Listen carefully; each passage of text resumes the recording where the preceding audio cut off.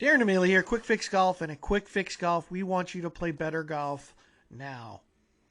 And hopefully you can take away a few tips here from Justin Thomas, as he and his father just won the father-son shootout this weekend. So let's take a look at what Justin's got going on and what you can learn. And one of the things his father talked about this weekend about what he and Justin look for is two things. One's where the club face is pointing and where the path of the golf club is coming from. So let's take a look at those two things. And once you understand those two things, you'll understand why Justin Thomas hits it so well. And hopefully you can mimic him and get your club and path into those positions. So let's take a look here. So the first place I like to look at where the club face is pointing is about halfway back here. And you can see Justin in his pre-swing rehearsals, he always looks back to about this point in the swing. And if we draw a line for his spine angle, and we draw a line for where the club face is, they're relatively matching. Okay, so that's to me a great checkpoint for everyone in their swing is to what I call the 10 o'clock position, right?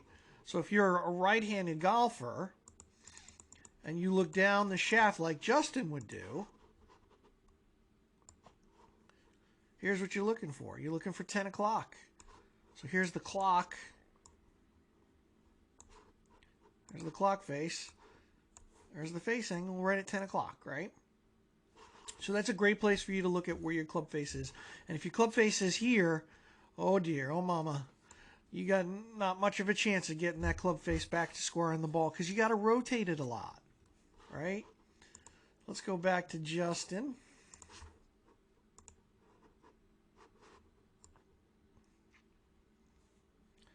So club face halfway back. Let's take a look at where the club face is at the top of the swing.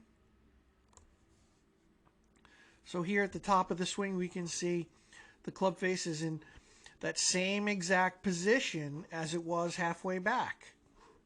And how do we know this? Well, the face is pointing somewhat towards the sky,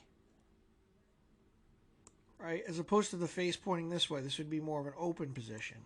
All right, I'll give you a good example of what an open position looks like. Take one of our open face players like a Webb Simpson. Great player, don't get me wrong. But you can see here how the club face is pointing well more this way, as opposed to JT's up here.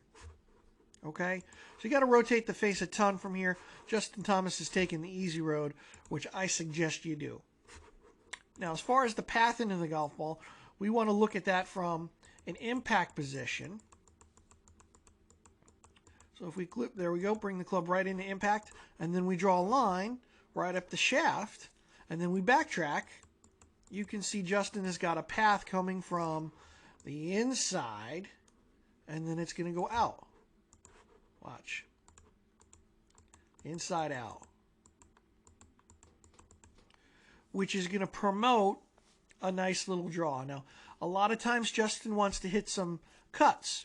So through the hit, he's feeling like he's holding the face a little bit more. But for the average golfer, for most of you, you need to feel this inside to out motion. And that's going to help you create that draw. So if you get the club face in these proper positions and you get the path of the club in the right position, you shouldn't have any problems playing good golf. But if you don't know what you're doing, what we need you to do is send an email to quickservice@quickfixgolf.com with your swing. We're going to take a look at it, analyze it absolutely free, not a penny out of your pocket, and then we'll send you some drills to work on because we want you to play better golf.